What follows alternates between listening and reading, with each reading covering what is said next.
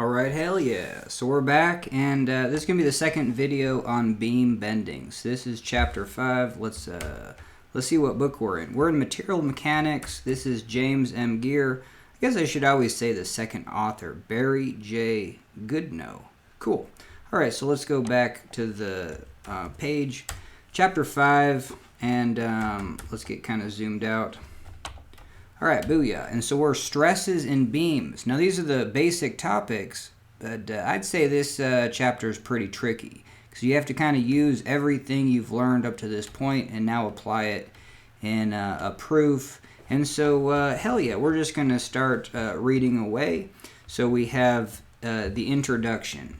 In the preceding chapters, and I just want to say that reading textbooks is hell. Like, every sentence is...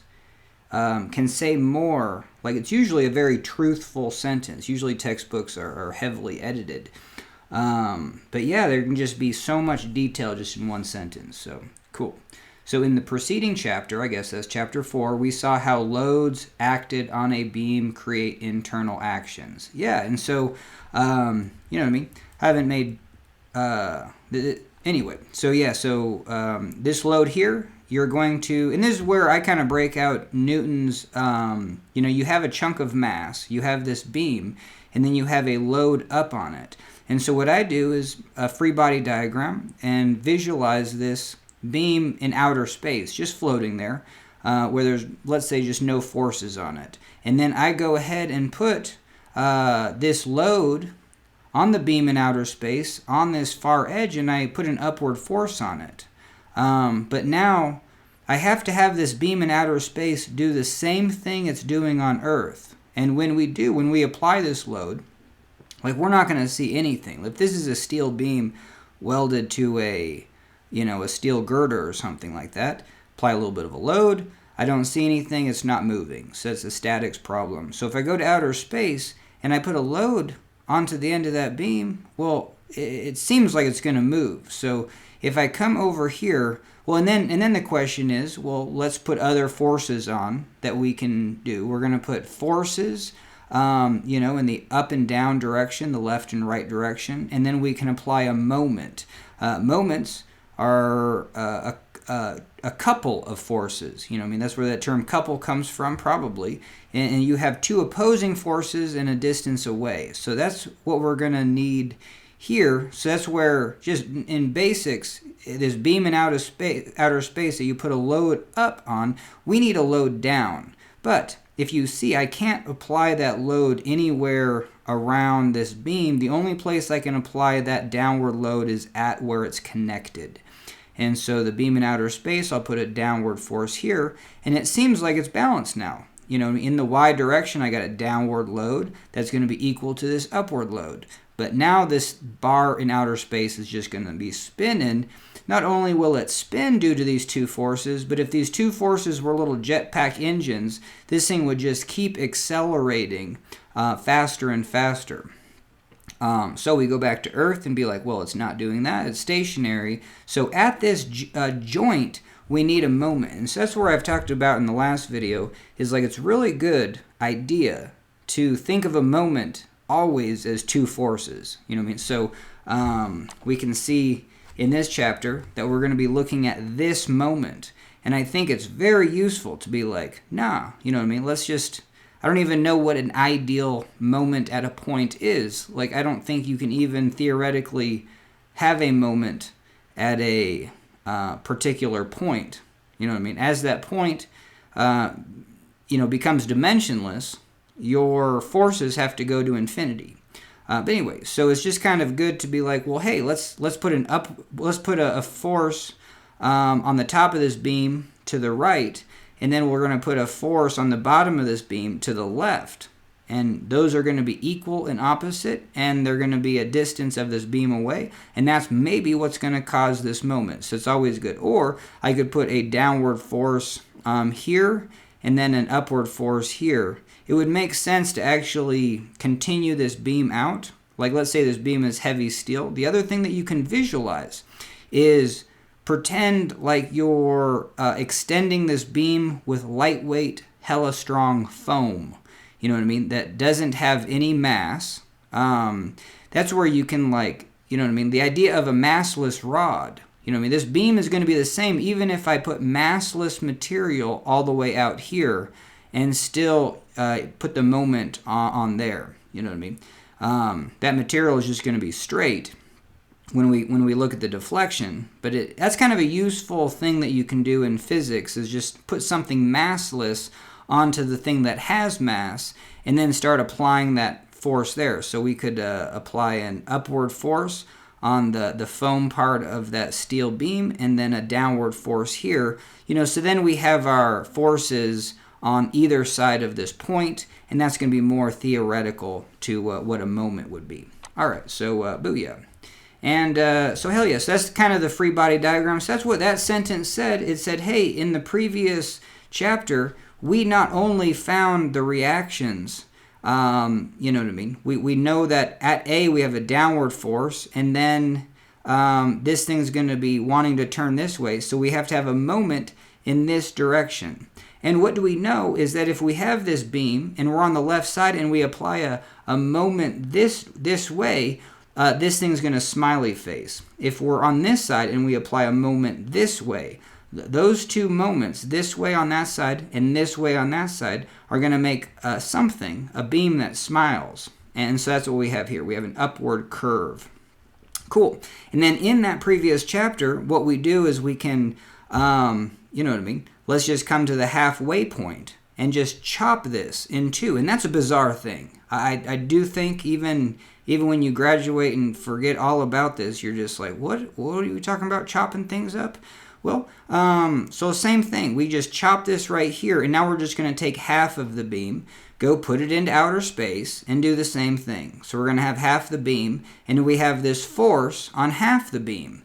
And that means that the only other place that we can actually put the downward force is where we cut it. Okay, so let's do that. Let's put a downward P, and then we have that upward P. And then now what happens? So this bar is going to spin, but you can see that the distance between those forces is a lot less. So it's the fact that I have an upward force P and a downward force P, and then the distance, the leveraging between that is the torque. The torque on that beam is basically just one of those values, the load P and the distance. But because that distance is only half the length of the beam, that torque is going to be half as much. And so the moment needed to keep that beam that we're putting in outer space not to rotate, we'll have to apply a moment this way, but it'll actually be half. You know what I mean? So that there you go. You can visualize that. And I think this, I'm very enjoying myself these last couple days, just going through textbooks, just being able to use a cursor and just kind of like, you know, you have to imagine it yourself. But if you're reading a textbook, you have to imagine this stuff in your head anyway. You know what I mean? And so that's where I spend way too much pen and paper just writing out the very specifics. But I get carpal tunnel. You know what I mean? I can only do so much writing in a day. So this is kind of a break from that. Okay, but that's what that sentence said. It said that in the previous chapter we found those internal reactions. Cool. This internal reaction is going to have the same load P downward, and then it's going to have a moment that's half of what it was over here. And if I chop it a quarter, same downward P, and then a moment that's going to be, darn it, I said the wrong thing. So this moment's going to be half. If I'm at the halfway point, the moment's going to be half. If I come over here and just chop a quarter of the beam, you know, and put that in outer space, I have this upward force P on that quarter, and then I'm going to have a downward force P that has to resist. And that's the only place that can resist is where I chopped. See, there's just air. There's no other forces. And that's going to be very useful when we explain shear force. Why you can't have a shear force on top, on an outside portion of the surface, because like literally, unless you're putting a force in an arrow or like sticking some sort of tab on there and pulling in that direction, then you know what I mean. So I think that can help explain that. So that's why where we cut this at the internal, those are the only places that we can have those balancing of the forces. There's just air around here, so you can't just magically have forces that happen. And I think that's pretty useful. All right, so that basically says what that sentence said.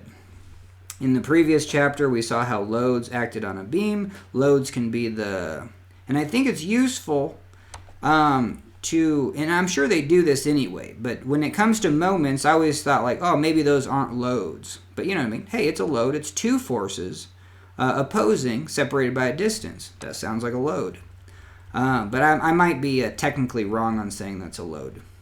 But it doesn't say we saw how the loads and moments acted on a beam, creating internal actions. So I'm sure that these loads, horizontal and axial, loads and moments are all loads. Cool. And so those had internal actions in the form of shear forces and bending moments. Cool. Sentence 2. In this chapter, we go one step further and investigate the stresses and strains. So stresses are the pressures. You know what I mean? If I pull up on this, the bottom of this is going to lengthen. The top is going to crunch in. That's what happens when we have a curved surface. So right here is a curved surface. The top crunches in. The bottom lengthens out. Cool.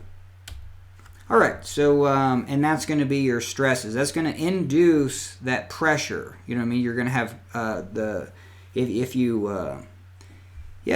be kind of fascinating. Let's see, I was thinking that if you had a huge bridge made out of steel, and then you actually like welded like straight steel bars all the way down to like the bottom of the ravine, and then as cars would drive across it, because you would have deflection, like the steel bars would like open up and then close. You know what I mean? So it'd be very maybe tempting to throw your finger in there or something. But hell yeah, that'd be kind of fascinating to see. Anyway, but yeah, so I was just saying like the top crunches in, like if you could, if you could drill a hole and then, you know, pop your finger into there, and then all the loads on this, well, your finger would get crushed. You know what I mean? If you drill a hole in the bottom, well, that hole is going to open up.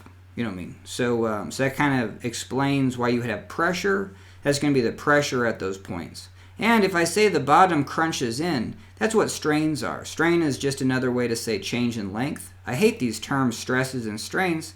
They get confusing, and but anyway, enough said about that. So strains are change in lengths. You know what I mean? The top surface gets crunched in. It reduces in length. That's going to be a negative change in length. Okay, and then so those changes in lengths on the top surface and the stretching on the bottom surfaces are associated with the shear. Well, yeah, and that's going to be associated with the shear forces and bending moments. When it comes to beam bending, though, this is where they only explain this in chapter 9. You're going to get shear forces up, you know what I mean? So each little segment is going to want to go upward. So if I had this beam as a slinky, you know, slinkies have individual rings that it doesn't take much force to separate those. So if I had a slinky and then I squish the slinky up into a vertical line, that would be synonymous with the shear forces. You know, the load up on each of those little slices of material are just moving each material just kind of up linearly. And it seems like that would actually cause a decent deflection. But guess what? It doesn't. You know what I mean? Actually, it's even minuscule and negligible. In chapter 9, when we go over the derivations for this distance of how much actual distance the beam actually raises up, it's just negligible. And so all of this beam moving up is just due to the moment. The internal moment is causing this change in angle. And I think I'm going to go over that. Just good to go over this, you know, 1,000 different ways or say it. But if I think the easiest way to envision this beam is 4 molecules of iron. You know what I mean? They're elements, so they're atoms. And so I have a beam that's 2 molecules tall, and then I'm just going to isolate these 4. And then I'm going to put the moment, I'm going to move this moment right here, right in the center, and I'm going to move this moment right here. And I'm just going to, again, change this moment to two forces. I'm going to put a force this direction onto that atom, and on the lower atom, I'm going to put a force outward. You know what I mean? So those two are going to be equal and opposite forces. They're a distance of the distance between these two atoms, and that's going to cause that moment. Same thing over here, identical. So I'm going to have a crunching force in and then a tension force axial out. And what's going to happen is that we know that materials behave linear elastically. And I was thinking about this before bed because it's just like, I was even asking my brother, it's just like, yeah, everything, if you put a little force on it, is linearly elastic. It's like it's a spring. You can just kind of use a spring constant. And then I thought about it more, and I was just like, I wonder really why that is, because a lot of the chemistry is electrostatic connections between, protons, neutrons, and electrons. Basically, protons and electrons. And those would vary, like in the intensity of electrostatic force it dissipates by the square of the distance. You know what I mean? If you say that inverse squared, however you say that. So I'm actually now, it's good to have doubts of just like, all right, but it's just like, but for small movements, everything, if you go push on your pint glass, push down on it, hey, your pint glass gets shorter, and linearly so. You put twice as much force down on a pint glass, it gets twice as short. The change in length is going to be twice as much. Obviously it's not going to change in length by half, but the actual total length's not going to move at all visually, but you will molecularly change its length by a little bit. And if you double the force down, you've doubled the. So anyway, so hell yeah. So we're going to crunch these two atoms, and they get closer, and then these two get farther away. And then so this line, that's the whole nature of this whole proof, is that that is a linear relationship. You know what I mean? Where these two atoms at the top surface don't, deform like more than the bottom, or if I had more than just four atoms, I'm not going to see a wavy line through here. I'm not going to see something like this. I'm going to see always a straight line, and that's like I could always still try to wrap my head around that, because that's just from it doesn't seem like that's a good enough proof. But I think if you get down to these atoms, things obey linear elastically. Hell yeah, these two atoms crunch in, these two atoms pull out, and we get an angle that forms. And so that was just a slice of 2 atoms wide, 2 atoms tall for this beam. And now you can imagine if this beam is hella long, every 4 atoms is going to have that same angle. And then so those angles are going to be additive. And if you had something that was only 2 atoms thick, a beam, you could just it would be effortlessly able to spin in a circle. So this property happens when you get like a thin, like even 1/8 inch, like you get a 2 by, like I'd go to the steel yard, get an 1/8 inch thick by 2 inch, what do they call that? Plate steel, even though it's just like a ribbon of steel.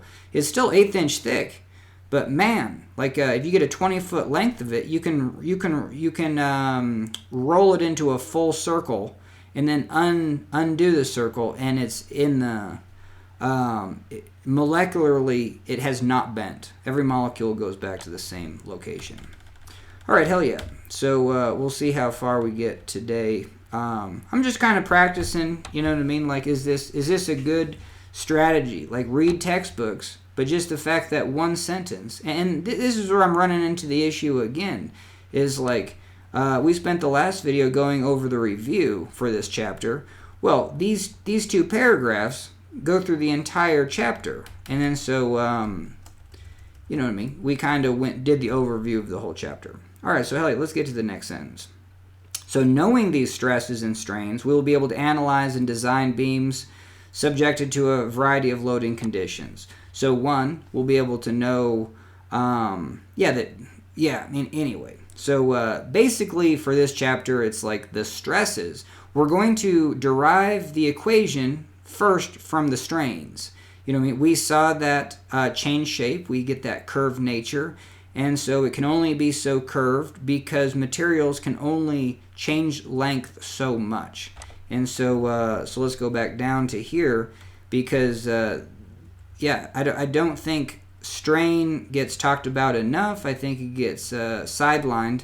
And I just think it's a bizarre sounding word. You know what I mean? Like if I said I sprained or strained my ankle, I don't think anyone would know the difference between those two terms. But when it comes to material mechanics, strain is stretch. And that's a good term to be. Every time you use the word strain, just use the word stretch. I like to go a step farther and just say it's change in length. And so what we're going to see, and then I like to visualize these surfaces. I said this was 4 atoms, 2 atoms width. But now let's make this 1 meter by 1 meter by 1 meter. And we have just a hell of a thick beam. It goes on for whatever. But now that's what we're going to look at. And when I put a moment on it, basically that same thing's going to happen. This line is going to be straight. Now it seems like a little bit, you know what I mean? Like in some of my videos, just like, yes, at some point it seems like you lose the math. Like even just right there, it's just like, well, wouldn't we have to prove that? And I don't know if that's just a fact of materials being linearly elastic. Like if I put a force up here, like it's going to, all right, so let's say this is 1 meter in length. This crunches in, this stretches out. Now if it's steel, I can only have a strain. I can only have a crunching in or a stretching of the steel of so much. And that number is going to be 0.002. So it's a good one to remember. And that actually is the number for the max strain. And then the other issue with stress and strain that's difficult is the fact that the numbers can be anything between 0 and the maximum. You know what I mean? So let's just talk about max change in length. So if this is 1 meter long, I like to think of that as 1,000 millimeters. And so let's look at the bottom. The bottom can lengthen to 1,002 millimeters. It can only lengthen a change in length of 2 millimeters because the definition of strain is change in length divided by the original length. A change in length of 2 divided by 1,000 is 0.002. If, by observation, I see this thing only changed in length by 1 millimeter, now this bottom is 1,001 millimeter, cool, the change in length is 1 millimeter, the original length, so I divide that by 1,000 millimeters, and that's my strain. The strain is 0.001. And so you can see that things can have a max, but then when we design things or look at the loads applied, it's going to be somewhere in between 0 and the max. And that's a linear progression. And so if it is at the max, let's say the bottom does stretch out 2 millimeters, that is synonymous with the pressure down here being 50,000 or 58,000 psi. Steel, if steel has a pressure, a max pressure of 58,000 psi, and can change in length by 0.002, that being the strain, then the number that relates those two is 29 million. 2.9, did I get that right? 2.9 times 10 to the, just 29 times 10 to the 6. Anyway, hopefully I got that right. I might have to double check, but let's try it out. I bet you we can do this in our head. That's the other thing, is just like, well, don't get too carried away. So 29 million times 0.002 should equal 58,000. So that's what we're getting at. 29 times 2, guess what that is? That's 58. Okay, So if I have 29 million, that's going to be 6 zeros, and I multiply it by 0.002. Well, let's multiply it. If I take 0.002 and I move the decimal place 1, 2, 3 times, I get 2, but then I have to multiply that by 29,000. So 2 times 29,000, hell yeah, that's 58,000. So booyah. So that's kind of the stuff that I would do on paper. Sorry if that wasn't followable, but that's kind of just what I'm exploring with doing things just from a verbiage perspective. But hell yeah. So that's where we see a change in length. The max change in length can be 2 millimeters, and that's going to be associated with a pressure of 58,000. Now, why and how? It's because we have taken like a 1-inch steel, and we don't do with 1 inch, but you can just imagine a 1-inch steel bar, and we yank on it from the top and bottom, and then we can know the force that we're applying. We're applying 58,000, and then bad things happen at 58,000. It starts to stretch out and break. You know what I mean? So that's, and then, and we can actually put this is cool because you throw like a wire on there, and wire is very, you throw current through wire. Like wire is a resistor. A thin wire like has a resistance to it, and so if you throw current, like a certain amount of current through there, like you're going to get. Now that I'm not an electrical engineer, but what happens is if that wire stretches, the diameter linearly elastically will actually reduce. And so that's how, when we strain things in these devices, you know what I mean? Like, hey, they're not moving a whole lot. And we don't use a meter-long specimen. You know what I mean? We just use like a 5-inch, maybe 8-inch specimen, maybe even just like a 4 to 5-inch, length.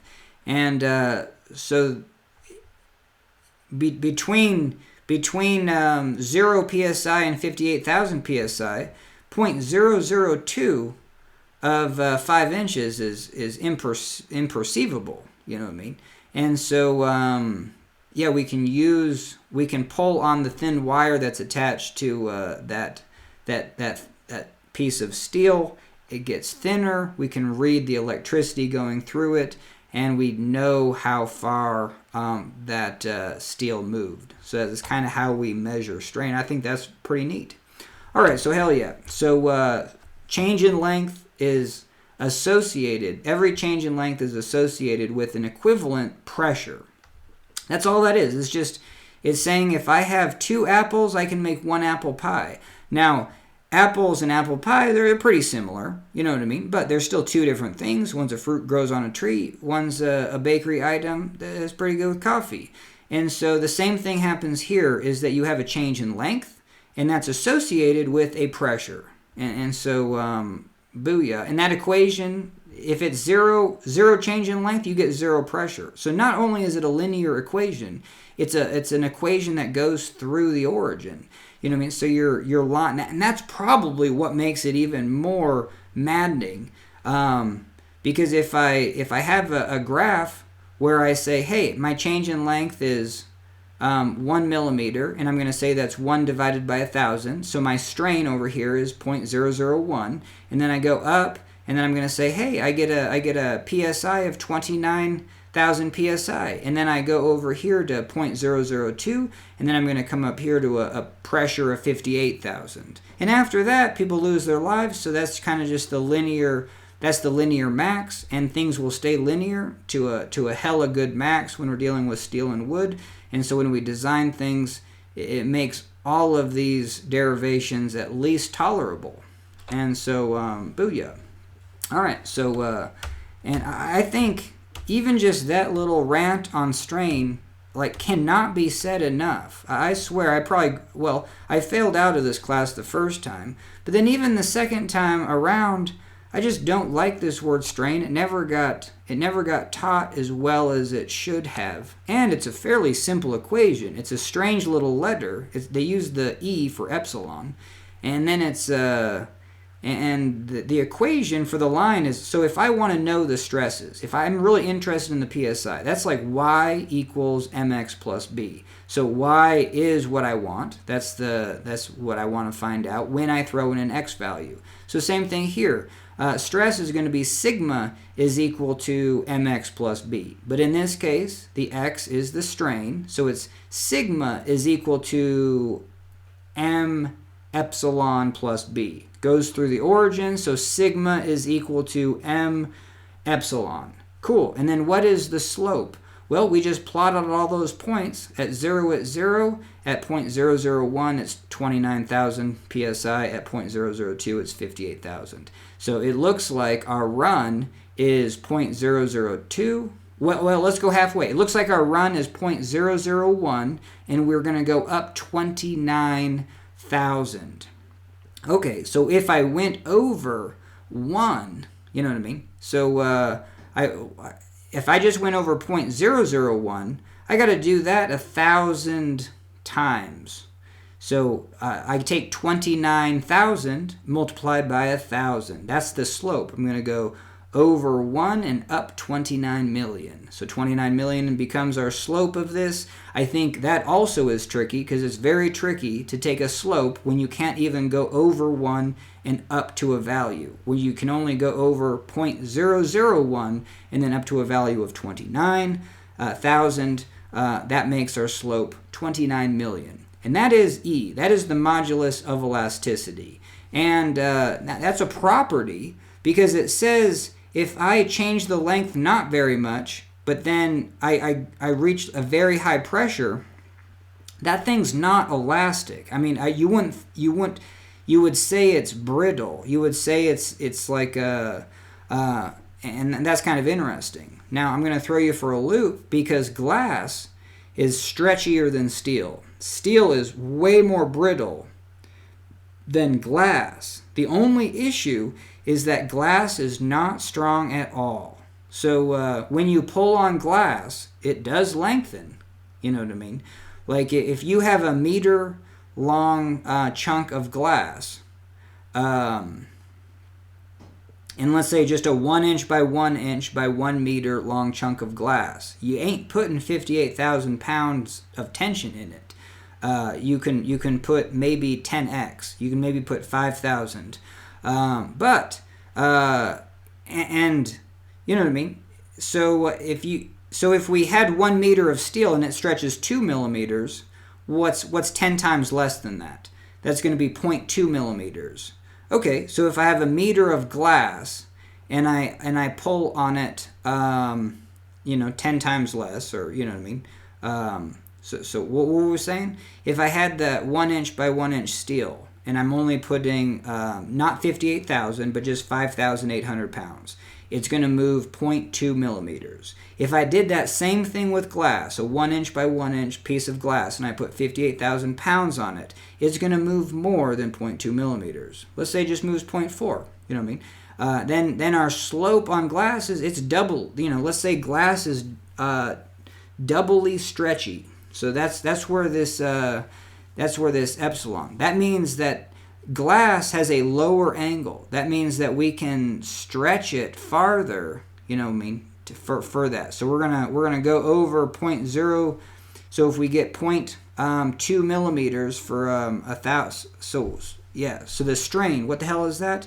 It's the change in length. So 0.2 millimeters by the original length is 1,000. So 0.2 divided by 1,000. That's going to be 1 or 2 10,000ths. You know what I mean? So it's going to be 0.0002. And so this is good to just talk through it where you can't even see the numbers because the numbers are so small. If I just said 2 or 3, you wouldn't think anything of it. But if I said 0.0002, that's 2 10,000ths. That's a what are we doing? That's the strain on glass, and that's going to be associated with so that's the change in length, 0.0002, and then the pressure on that would be, that we said that was going to be for steel. We said the glass is going to be, let's say, 4 times as stretchy. So yeah, let's do it for steel. 0.002, let's say we go this way on our graph, 0.0002, and then we go up 58,000. So that's going to be the line for steel. If we did it for glass, we could go all the way to 0.0004. We go twice. The change in length is twice, and then we're going to go up to our pressure of 58,000. And this isn't just load, but if your specimen is 1 inch by 1 inch, the load is synonymous with the stress. You know what I mean? Putting 5,800, sorry if I said that wrong, pounds on a 1 square inch specimen of glass and steel, that's going to generate a pressure of 5,800 pounds. So that line is going to have a slope that's half. You know what I mean? So there you go. So in the lower the slope of that modulus of elasticity, the stretchier that material. It's just that you can't stretch glass very far, and it's just not strong. So you reach this 5,000, and it's just going to break. You know what I mean? So cool. Glass can follow this curve right up to here to 5,000, but it just breaks. But steel can go up this steeper curve. That can go 10 times farther. You know what I mean? Whoa. And there you go. And so it appears that steel is 5 times as stretchy as glass, but the opposite is true. Glass, let's say, is 2 times stretchier than steel. It's just that steel is 10 times stronger. So those are, I don't know. So hopefully that was a worthwhile introduction. All right, hell yeah. So what do we got? So we got the loads acting on a beam cause the beam to, let's read this last sentence because that was a long tangent. So when we know the stresses and strains, the pressures and changes in lengths, we will be able to analyze the beam design subject to a variety of loading conditions. And so, hell yeah. Yeah, I think what's missing here is that we derive equations. The equations tell us these max numbers. There you go. So for this chapter, like the pressure can only get to be so much for steel, 58,000. And if by when we look at the strains in the beam, if they're causing stresses that are at 58,000, you know what I mean? Hey, that beam's ready to break. And then so what we do is we go grab another beam, the next bigger size, and we make sure that these numbers on our pressures are less than 58,000. Are they twice as less? You know what I mean? Then we're just got a factor of safety of 2 and we're good. So that's what we're going to be doing. All right, so the loads acting on a beam cause the beam to bend or flex, thereby deforming its axis into a curve. So cool, and I think you can just do this by observation. We can put a load on this cantilever and it curves up. And cool.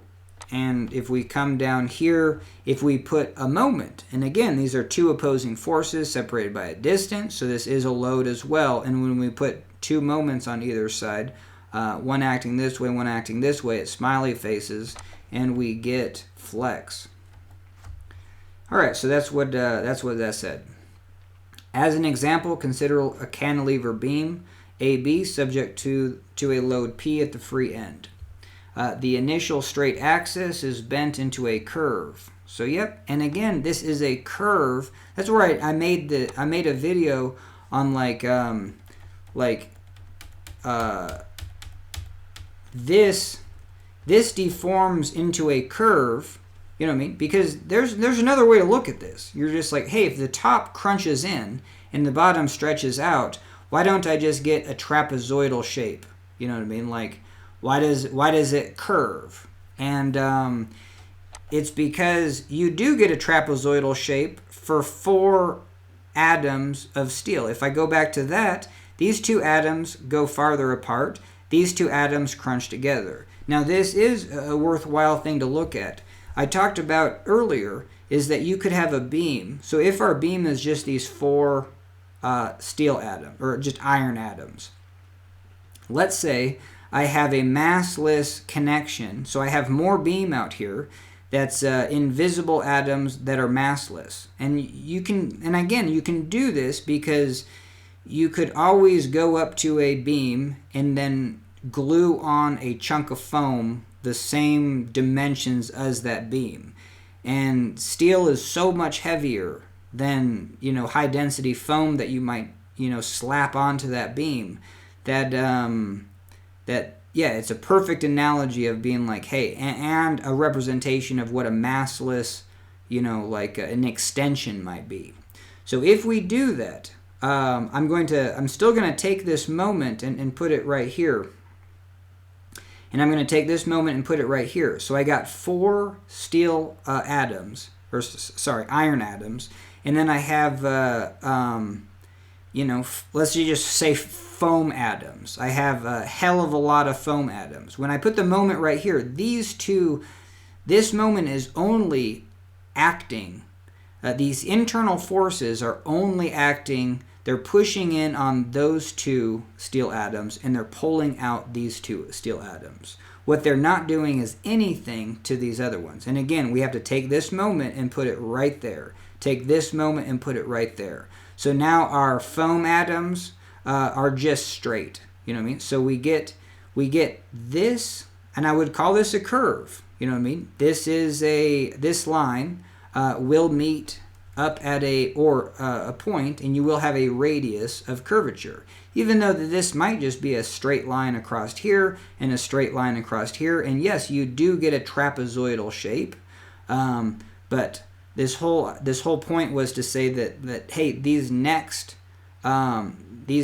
4 foam atoms that don't have really hardly any mass are just straight lines this way, but now at this new angle. See, because this angle is angled up, and so they'll be tangent to that. So the bar will now be that way. But then when we go place this moment and this internal moment migrates to here, this internal moment migrates to these other 2 foam atoms, and the process repeats itself. So I get another trapezoidal shape that's adjacently attached to this, and so you get trapezoid after trapezoid at an atomic level, and so you do get this to be a curve, and that is my proof that, and it's probably dumb, but I don't think so, because I was just like, it's good to be like, hey, why isn't, when I go bend on this, sure, there's crunching forces on the top part of this beam, and there's lengthening axial forces, and you would call that axial stresses, you would call that stresses and tension. But anyway, pulling the bottom of the beam, lengthening it. So why isn't the beam then just like a trapezoid that looks like this with no curvature? So that was the explanation for that. Hell yeah. All right, so let's see if we can we might just get through section 1. Yeah, because this is the same thing that happened last time. Is like, hey, this is an introduction paragraph, and so then. You know what I mean? So we'll for sure stop right there. Because I need to go maybe eat some dinner. And anyway, and I'm just making these just to like experiment with different ways. Like I haven't actually been making a lot of videos lately. I've just been studying hella. And it's just like, it's been hard to come back and then especially throw pen to paper. Because I don't know. It just is. It's difficult. But it's just like right now I just want to turn on the camera and start flexing. So, alright, so as an example, consider a cantilever beam, AB, subject to the load P at this free end. The initial straight axis is bent into a curve. So that sentence we just talked about and kind of proved. And this curve is called the deflection curve of the beam. And this could be an equation. You know, you'll do that in chapter 9. Actually get an equation for that line. Like, hey, if the beam looks deflected up in this nice curve, the thing to show on here, we said, well, this is maybe going a step farther. But the moment is what, and I think this is good, because especially if we're just going to end at this paragraph. The moment is what's pushing in on these top two molecules and stretching out the bottom two molecules. Cool. And even if your beam is a hella thick beam and the top strip of molecules is very still, there's still a force pushing in on that top strip, a force pulling out at that bottom strip. And this is where I definitely need to say that there is a location that is not stretched out. So by definition, if the top gets crunched in, the bottom gets stretched out, there's somewhere where this beam is the original length. That's why they also choose to use this trapezoidal shape as the cross section, because now the location where you don't have any change in length isn't going to be directly in the center. And the part of the proof is that location is at the center of mass. And just be wary that that's not the center of area. If I draw this line, this z-axis, does not mean that this area above the z-axis is the same as the area below. It's saying that each little chunk of this area is considered a moment of area. It's got a little chunk of area, and then the distance of way to that is relevant. And so, like that, hey, this area has more oomph. You know what I mean? It's this little chunk times the distance to it than this little chunk. Cool. And then so what we see is that the definition of the centroid is that the additive chunks times the distance to that. That's the leverage. Like leverage is like a force times a distance. In this case, we don't have a force. We just have an area times a distance. But this is a perfect proof because we actually do have a force. It's just the nature of that proof. You get down to this YdA, integration of YdA. And we're going to see that the sum of all those on the top are going to be equal to the sum of them down here. And because it's an equation, this is going to be that little area, we're going to go up a positive y distance, but this little area, we're going to go down a negative y. So these are going to cancel those. So that's the definition of... but on this proof, you have to say, hey, we don't know where the center is. We just know that the top crunches, the bottom stretches, and at some point, there will be no change in length. You know, we got to go through the proof to actually pull that pudding out. All right, so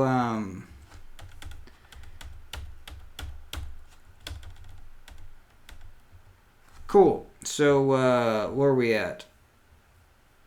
So for the So I did that because in this example we're going to have more moment at A than at B. Like we talked through that earlier. You know what I mean? There's going to be more moment leverage at A than there is halfway at a quarter, and there's going to be none here. If we take this little slice, and again, put that little slice in outer space, you have a force P up, and you're going to have an equal force P down at that cut. But that torque is going to be extremely small. So that's the other thing, especially from chapter 4, when you're trying to get the equation for the moment at any cut, is just like, then also, like take the full, take the half, take the quarter, and then one of the other ones is like, hey, just take like a molecule, molecule of width, and then so we have that little cut like right there. So we have just a little cut. P is going to be acting on the right side. On the left face, we're going to have P down, and the distance between them is going to be the torque. It's still going to want to spin it that way, so we must have to have a moment that way. But that moment is the load times that little distance. That distance is becoming almost zero, so this moment becomes almost zero. And that's how you can see that it tapers from max, and then it goes linearly to zero. And if you get these points, because we said the halfway point, the moment's going to be max over here, it's going to be half at the halfway point, it's going to be a quarter at this 3/4, and you can just see that is a line. Like that's going to be a linear line. And so that's where this chapter, especially with this proof, like really plays off of your strength of finding those equations. And I just showed you in that example one way. It's just like, forget the equation, just start picking points. And that's how I just knew that I'm not very savvy at looking at an equation. I'm getting better because I'm doing this. Because if you look at an equation, you just do the same thing in reverse. Like throw in a value that makes the equation 0. So if I had a moment equation, well, when I put in x is equal to L, the moment would be 0. And then when I put in x is equal to 0, well, that must be a big moment. So then I have this equation that must look like, you know what I mean, the moment is equal to some value minus another value in terms of the distance x. You know, so now I can even visualize that, and that's very helpful. All right, so yep. And why I went through that whole rant is because this picture does not do it justice, but the angle here is going to be 0. But we have the biggest moment. So let's go down to our picture again. And so here we have a curve, and we're going to go back to the 4 molecules of steel. And right here, let's just say this is the wall that I welded this cantilever to. So now instead of this being curved like this, just imagine this is a straight line. But this curve still exists. So from that cantilever, I'm going to have a curve up. And the bigger the moment, you know what I mean, means that these top 2 molecules got crunched down the most. The bottom molecules got pulled out farthest. And let's say if I go to, let's say these are like the at the halfway point, you know what I mean? Well, these 2 molecules are just going to be pushed together halfway. These 2 molecules are going to be pulled apart halfway. And so the angle is going to be less. The angle is going to be half. And so hopefully my trigonometry is right. Sometimes with trigonometry, it doesn't work like that. Halving something, do you half the angle? But I think so. Well, in this problem, it's ridiculous because these angles are so small that you just use you don't have to use sines and cosines because the angles are small. And yeah, my strength on that in explaining that isn't very good. I have to kind of go back through the proof of small angle all the time. All right, so what we did there was just said that if I weld this side to the wall, I'm going to have the most curvature where the moment is the biggest. I'm going to have the most compression, the most tension in the bottom, and then as I progress down the cantilever, hey, the compression on those top 2 are going to be less, the tension on the bottom 2 are going to be less, and so that's going to peter out. So in the picture does not do it justice, because what this says is that the change in angle, like, hey, I get the biggest sweep up here. I'm having the biggest sweep up. So let's try to do this how it maybe looks, just over exaggerated. So my angle is changing very rapidly, but then my angle is not changing very much at all. And by the time I get to B, like, I'm just kind of going in a straight line. So I think that was pretty representative. So the angle is changing very fast and then changing slow, hardly changing at all, and we're just going into a straight line. So I think from here to there, it looks like all the angles changing right there. So so I think this would be a better drawing had they stopped A right there. You know what I mean? It's really difficult to draw these, you know, perfectly to scale, and then even your eye to feel like you're seeing that change. But if this was flat with the wall right here, and then I welded it with the wall, I think you could probably see the angles quickly changing and then going flat. So that is why I wanted to waste that last 15 minutes just explaining that the most change in angle is going to happen right at A, and then this is a straight line. Because, well, I mean, there is moments, so you still have slight curvature, but right at B, you're going to have a straight line. But just for those last 2 molecules, I mean, you know, anyway. So the moment goes to 0, so therefore no more squishing of the top, stretching of the bottom, no more changing angle. So that's why that's appearing to be straight. How about that? Okay, so for reference purposes, we construct a system of coordinate axes with the origin located at a suitable point on the longitudinal axis of the beam. And that was a lackluster way to say, hey, we do not know where this, it's going to crunch in top, stretch on the bottom. We don't know where it's going to be neutral, where the length doesn't change, but that's where we're putting our axes. Hell yeah. And if it's symmetric, that's another one of the proofs I think they get to probably in the next. I mean, they just say a statement is that you don't get anything funky side to side. That's it. You know what I mean? You don't get any weird deformation side to side. So each of these slices. So if this is the line, this line can go all the way through. So this plane won't warp. You know what I mean? This won't be twisting in this direction. If I put a moment on, it's not gonna. There's not some sort of funky Poisson's ratio that's gonna make it also like loop horizontally. You know, as it's looping up vertically. All right, hell yeah.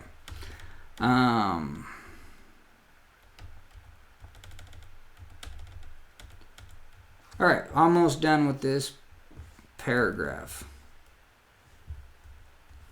Okay, so we talked about the axes. We placed the origin at the fixed support, the positive x-axis. Oh, man.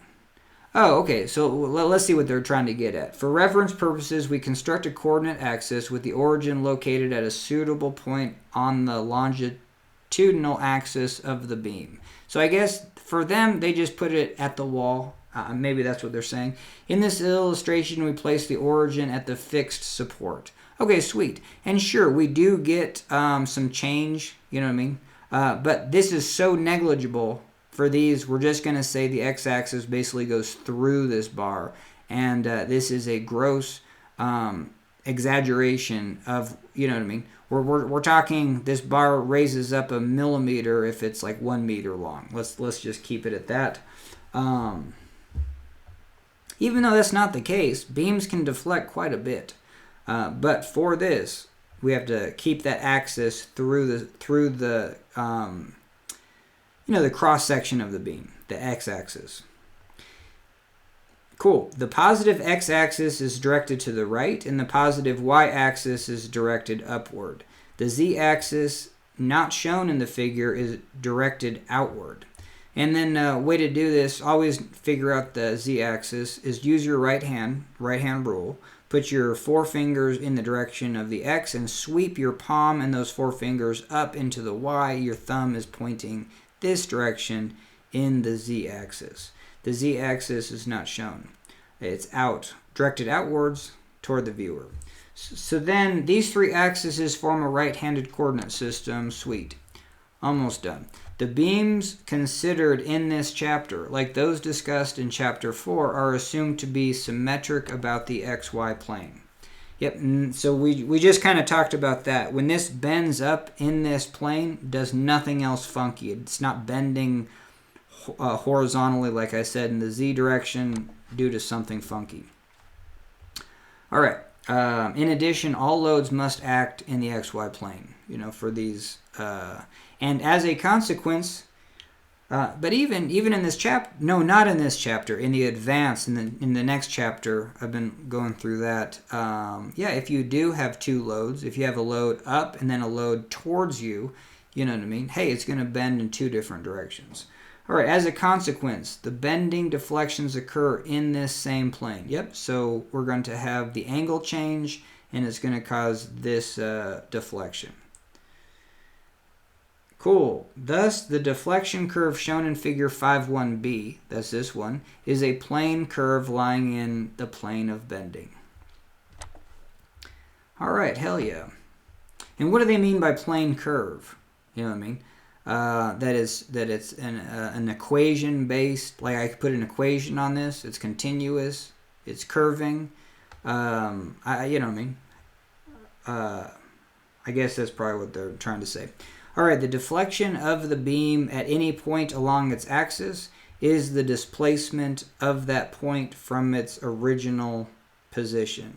Yeah, so just the definition of the deflection. If we added up all these change in angles, you know what I mean, all those little trapezoids that we talked about, you know what I mean, they're going to progress, and then this is going to be a lot higher, this point, than you know, from the x-axis. And then this distance we're calling deflection. So that's the displacement of that point from its original position. This position was down there. Its displacement is now up there. Obviously, its displacement is up and then over, you know what I mean? Because if it curves, it's going to be up and over. But we're saying that those displacements are so small that it's just vertically up. That's kind of due to the small angle of deflection. Cool. And that's going to be measured in the y directions. This is a y value. And we're putting the letter. So we denote the deflection by the letter v to distinguish it from the coordinate y itself.